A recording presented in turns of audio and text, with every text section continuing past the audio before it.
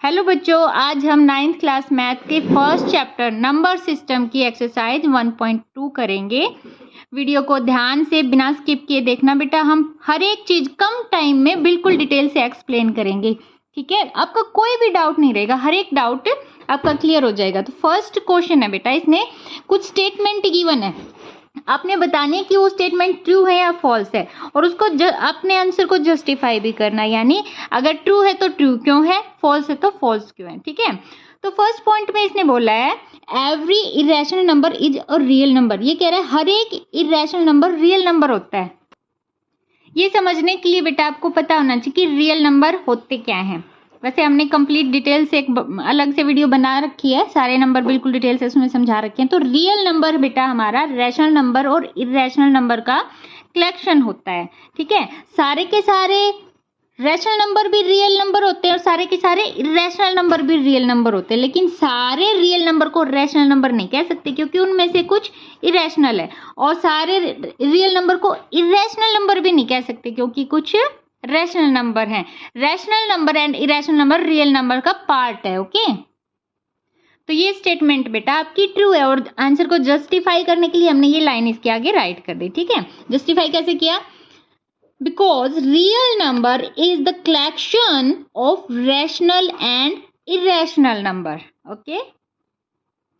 और इसका third part भी बेटा फर्स्ट पार्ट के जैसा ही है। इसने थर्ड में पूछा every real number is an irrational number. ये कह रहा है हर एक रियल नंबर इरेशनल नंबर होता है। तो ये हमने अभी समझाया था, हर एक रियल नंबर इरेशनल नंबर नहीं हो सकता है, ठीक है, क्योंकि उसमें कुछ रैशनल नंबर भी होते हैं। तो इसका आंसर हमने राइट कर दिया फॉल्स, और इसको जस्टिफाई करने के लिए हमने एक एग्जाम्पल दे दिया, तो उसी में आपका सब कुछ क्लियर हो जाएगा। एग्जाम्पल क्या है? 2 is a real number but not irrational number. 2 हमारा रियल नंबर है ना, 2 एक रैशनल नंबर है बट रियल नंबर तो है ना, उसको हम इरेशनल नंबर नहीं बोल सकते, ओके। सेकंड पार्ट में इसने क्या पूछा बेटा? Every point on the number line, number line पर हर एक point is of the form of under root M, under root M की फॉर्म में होता है। Where M is a natural number, जहां एम एक नेचुरल नंबर है। ये ट्रू है या फॉल्स है, ये बताना आपने। देखो बेटा, नंबर लाइन पे तुम्हारे माइनस के भी नंबर होते हैं और प्लस के भी होते हैं, नेगेटिव एंड पॉजिटिव दोनों इंटीजर होते हैं, लेकिन किसी भी नेचुरल नंबर का स्क्वायर रूट नेगेटिव नहीं होता है। जैसे हमारे पास अंडर रूट 4 है, इसका स्क्वायर रूट करेंगे तो क्या आएगा? 2 आएगा, ठीक है। तो किसी का भी हमारा माइनस में आंसर नहीं आएगा। चाहे अंडर रूट 9 ले लो, इसका स्क्वायर रूट कितना हो जाएगा? हमारा 3, लेकिन हमारे नंबर लाइन पे तो माइनस के भी है, नेगेटिव पॉइंट भी है, इसलिए इसका आंसर हो गया फॉल्स। और आंसर जस्टिफाई करने के लिए हमने राइट कर दिया because negative number can't be the square root of any natural number, यानी किसी भी नेचुरल नंबर का स्क्वायर रूट नेगेटिव नंबर नहीं हो सकता, इसलिए फॉल्स। अब सेकंड क्वेश्चन इसने पूछा बेटा are the square roots of all positive integers. ये कह रहे हैं क्या सभी पॉजिटिव इंटीजर्स का स्क्वायर रूट इरेशनल है? इफ नॉट, अगर नहीं है, गिव एन एग्जाम्पल। तो आपने एक एग्जाम्पल देना है of square root of a number, किसी नंबर के स्क्वायर रूट का एग्जाम्पल देना है दैट इज अ रैशनल, जो एक रैशनल नंबर है। इसका आंसर नो है बेटा, क्योंकि किसी भी पॉजिटिव इंटीजर का स्क्वायर रूट हम करेंगे तो इरेशनल नंबर नहीं हो सकता। जैसे अभी हमने किया था, अंडर रूट 4 है, इसका स्क्वायर रूट 2 हो जाएगा। 2 क्या कोई इरेशनल नंबर है? तो अंडर रूट 9 है, 9 का अगर हम स्क्वायर रूट करेंगे तो 3 हो जाएगा। तो 3 क्या कोई इरेशनल नंबर है? नहीं है ना। तो इसका आंसर हो गया बेटा नो। एग्जाम्पल हमने जस्टिफाई कर दिया, ये एग्जाम्पल देखिए, अंडर रूट 4 का स्क्वायर रूट हमारे पास 2 हो गया, और 2 इज ए रैशनल नंबर। तो थर्ड क्वेश्चन में इसने पूछा बेटा show how under root 5 can be represented on the number line. ये कह रहा है हम अंडर रूट 5 को नंबर लाइन पर कैसे रिप्रेजेंट कर सकते हैं, वो आपने शो करके दिखाना है। बेटा हमारा अंडर रूट 5 है वो एक इरेशनल नंबर है, और इरेशनल नंबर को जब हम नंबर लाइन पर प्लॉट करते हैं तो हमें पाइथागोरस थ्योरम की हेल्प लेनी पड़ती है। पाइथागोरस थ्योरम का यूज करके हम किसी भी इरेशनल नंबर को नंबर लाइन पर प्लॉट कर सकते हैं। अब ये पाइथागोरस थ्योरम क्या होती है? पाइथागोरस थ्योरम में हमारे पास एक राइट एंगल ट्रायंगल होता है, ठीक है, जैसे ये हमारा राइट एंगल ट्रायंगल हो गया, और ये नीचे वाला होता है हमारा बेस, और ये होता है हमारा परपेंडिकुलर, और ये होता है हमारा हाइपोटेनस, ठीक है। और इसमें जो हमारा हाइपोटेनस होता है, हाइपोटेनस हमारा, इसका फॉर्मूला होता है B square plus P square का रूट, यानी जब हम बेस का स्क्वायर करेंगे और परपेंडिकुलर का स्क्वायर करेंगे और इसका रूट करेंगे तो ये हमारे हाइपोटेनस के इक्वल हो जाएगा, ठीक है। और अंडर रूट 5 हमारा हाइपोटेनस होता है, ये यहाँ पे प्लॉट किया जाएगा बेटा, ठीक है। इसको यहाँ प्लॉट करने के लिए हमने इसका बेस और परपेंडिकुलर में राइट करना है। जैसे इस नंबर को हम राइट कर सकते हैं 4 + 1, ऐसे राइट कर सकते हैं ना। ये भी अंडर रूट 5 है, ये भी अंडर रूट 5 है, ठीक है। इसको बेटा हम इस फॉर्म में भी राइट कर सकते हैं। अंडर रूट 4 को हम अंडर रूट 2 का स्क्वायर राइट कर देंगे तो बात वही होगी, ठीक है। अब अगर हम इस 2 से इसको कट कर देंगे, इसको इससे कट कर देंगे, हमारे पास अब यहाँ बच जाएगा 2 और 1, और ये जो हमारा यहाँ पे जो फॉर्मूला बना है ये हमारा पाइथागोरस थ्योरम फॉर्मूला बन गया। हमने इसको ऐसे राइट कर दिया, ठीक है बेटा, वो मैंने समझाने के लिए यहाँ पे दिखाया था, सोल्व ऐसे करना है। यहाँ पे हमारे पास h हो गया हमारा अंडर रूट 5, और बेस हो गया हमारा, यहाँ पे बेस है ना, बेस हमारा 2 और परपेंडिकुलर हमारा 1। एज इट इज इसी फॉर्मूले की फॉर्म में हमने इसको राइट कर दिया, ठीक है।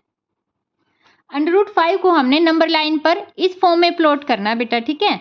ये है हमारी नंबर लाइन, तो यहाँ पे हमारा बेस हो जाएगा हमारा 2 यूनिट, और यहाँ पे जो परपेंडिकुलर हो जाएगा हमारा 1 यूनिट, और यहाँ से जो हम इसको, जब ये हमारा बेस नीचे वाला बेस होता है ना, यहाँ पे 2 हो जाएगा और यहाँ पे हो जाएगा हमारा 1, और फिर यहाँ से यहाँ तक की जितनी लेंथ है ये हो जाएगा हमारा अंडर रूट 5। अब यहाँ से कंपास का मेजरमेंट करके और यहाँ पे जब हम इसको लगाएंगे तो यहाँ हो जाएगा हमारा, क्योंकि ये एक सर्कल बन रहा है यहाँ से अब ये सर्कल की एक आर्क है, ये जितनी रेडियस इसकी है, इसकी लेंथ है, इतनी ही इसकी लेंथ है, ये भी एक रेडियस है सर्कल की, तो नंबर लाइन पर हमारा अंडर रूट 5 यहाँ पे प्लॉट हो जाएगा, ठीक है। तो आपने प्रॉपर इसका मेजरमेंट कैसे करना है ये हमने बना लिया एक नंबर लाइन। अब ये आप कितने भी यूनिट ले सकते हो बेटा, मैंने यहाँ पे ले ली है 2 का गैप करके, ठीक है, 2 सेंटीमीटर का गैप करके एक यूनिट मैंने 2 सेंटीमीटर की ले लिया है। तो हमारे पास यहाँ पे बेस कितना है 2, तो हमने यहाँ से यहाँ तक का जो है हमारा बेस ये हो गया 2, ठीक है। अब यहाँ पे बनाना है हमने इसका एक राइट एंगल ट्रायंगल 2 पे, ये हमारा 90 डिग्री का ही होता है, यहाँ पे हमने 90 डिग्री का एंगल बनाना है, इसकी हेल्प से हम बना लेंगे यहाँ पे 90 डिग्री का मेजरमेंट करके, ठीक है। और ये 2 यूनिट है, हमने एक यूनिट 2 इंच की ले रखी है, यहाँ तक का हमारा एक यूनिट होगी, नीचे वाला हमारा ये 2 हो गया, और यहाँ पे हो गया बेस, ये परपेंडिकुलर हो गया हमारा 1, ठीक है। अब हमने यहाँ से यहाँ तक का मेजरमेंट करना है, कितना हो जाएगा, पहले हम इसको ऐसे मैच कर देंगे और फिर कंपास ओपन करके हमने इसको नंबर लाइन पे प्लॉट करना है, ठीक है। यहाँ से यहाँ तक का हमने इसको ओपन करना है और इसको ऐसे आगे लेके आएंगे तो यहाँ पे हमारा ये प्लॉट हो जाएगा, क्योंकि देखो ये एक सर्कल है, सर्कल बनेगा कंप्लीट, अगर इसको घुमाएंगे तो ये इतना यहाँ पे, इतना यहाँ पे, सेम रेडियस, एक सर्कल की सारी रेडियस सेम होती है। तो ये हमारा क्या था बेटा अंडर रूट 5, तो अंडर रूट 5 हमारा नंबर लाइन पे यहाँ पे प्लॉट हो गया, ओके। तो ये हमारी पाइथागोरस थ्योरम है बेटा। और किसी भी इरेशनल, जैसे अंडर रूट 2 है हमारे पास, कोई भी इरेशनल नंबर है उसको हम नंबर लाइन पर प्लॉट करने के लिए इसी की हेल्प लेते हैं। अंडर रूट 2 को हमने नंबर लाइन पर प्लॉट करना है तो इसमें 1 और 1 का हमारा पेयर बन गया, उसमें 4 + 1 था और यहाँ पे 1 + 1, ठीक है। तो ये हमारा हो गया बेस एंड परपेंडिकुलर 1 1। सेम उसी मेथड से हमने √2 को नंबर लाइन पर ऐसे ही प्लॉट कर दिया। ठीक है, ऐसे ही हम √3 को कर सकते हैं। लेकिन √3 के जब हम ये पेयर बनाते तो हमारे पास 2 + 1 आएगा बेटा, और 2 का हमारे पास स्क्वायर रूट होता नहीं है, इसलिए 2 को हमने √2 के स्क्वायर के रूप में ऐसे राइट करना पड़ेगा। √2 को हम अगर एज इट इज, यहाँ पे कोई चेंज नहीं होना चाहिए। यहाँ पे तो हमने राइट कर दिया 4 की जगह पे 1 की जगह पे 1, और इसमें 4 की जगह पे 2 का स्क्वायर। ठीक है, लेकिन 2 को तो हम इस फॉर्म में राइट कर सकते हैं, इसलिए √3 को नंबर लाइन पर प्लॉट करने के लिए हमने पहले √2 को नंबर लाइन पे प्लॉट करना पड़ेगा, क्योंकि हमारा बेस ये है। देखो हमारा हाइपोटेनस क्या है, 3 है, लेकिन बेस हमारा √2 और परपेंडिकुलर हमारा 1 है। तो इसके लिए हमने पहले नंबर लाइन पर √2 को प्लॉट करना पड़ेगा, और फिर इसको ऐसे यहाँ बेस, इसको बेस बनाना है, और यहाँ पे हमने 90 डिग्री का एंगल बनाना है। ठीक है, देखो बेटा यहाँ पे हमने 90 डिग्री का एंगल बनाना है। फिर हम इसकी हेल्प से बना सकते हैं। 2 सेंटीमीटर की हमने एक यूनिट ले रखी है, यहाँ पे बना दिया हमने इसका 90 डिग्री का एंगल। ठीक है, ये हमारा 90 डिग्री एंगल, और ये बेस है। अब यहाँ परपेंडिकुलर हमारा यहाँ पे है, ये वाला। अब यहाँ पे √2 + 1 है ना, यहाँ पे परपेंडिकुलर हमारा 1 हो गया। अब इसको हम मैच कर देंगे यहाँ से यहाँ तक। ठीक है, ये हमारा थोड़ा सा उसके अंदर चला गया, 1 यूनिट हमारी यहाँ पे हुई है।